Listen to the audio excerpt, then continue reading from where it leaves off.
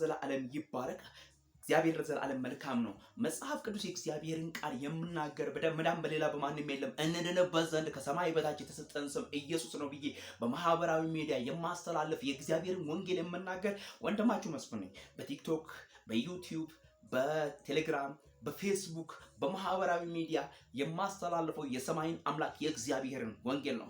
አንድ ነገር ግን ልላችሁ ወዳለሁ። እንግዲህ ቅዱሳን እንግዲህ ኢየሱስ ጌታ ነው እያልን በአደባባይ ስንናገር ነበረ ይህን ሁሉ ዘመን። እንግዲህ እኔ በራሴ እድሜ ከ90ዎቹ አንስቶ እስካሁን ድረስ ወንጌል በጀማ ወተን ስንሰብክ በየአደባባዩ ስንሰብክ ነበር። አሁን ግን የድምፅ ብክለት የሚባል ነገር መጥቷል እየተባለ ነው። እንግዲህ እንደዚህ ያሉ በኢየሱስ ክርስቶስ ዳንኤል ጋር መጡና ዳንኤል ላይ ሰበብ ፈለጉበት ይላል መጽሐፍ ቅዱስ ይናገር።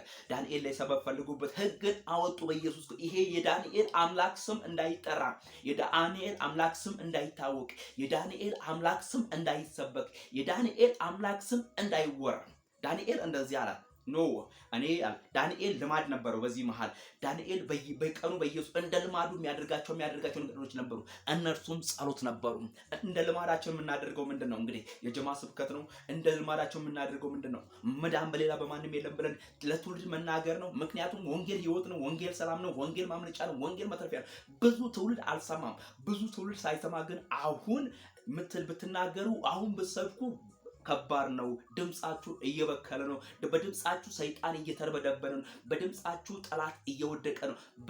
በድምጻችሁ እያስጨነቀ ነው የሚል ነገር ወጥቷል። ወንድሞቼ እንግዲያውስ ማህበራዊ ሚዲያውን ፌስቡክን፣ ቲክቶክን፣ ቴሌግራምን፣ ኢንስታግራምን ሁሉንም ማህበራዊ ሚዲያችን ተቆጣጥራችሁ የእግዚአብሔርን ወንጌል እንድታስተላልፉ ይሄንን ቻሌንጅ ስጣችኋለሁ በኢየሱስ ክርስቶስ። ይሄንን ቻሌንጅ አድርጉት። በኢየሱስ ወንጌል መሰበክ አለበት። በኢየሱስ ትውልድ መዳር አለበት፣ ማምለጥ አለበት። ይሄ ህይወት ነው በኢየሱስ ክርስቶስ። ጌታ ለዘላለም ይባረክ። ኢየሱስ ጌታ ነው።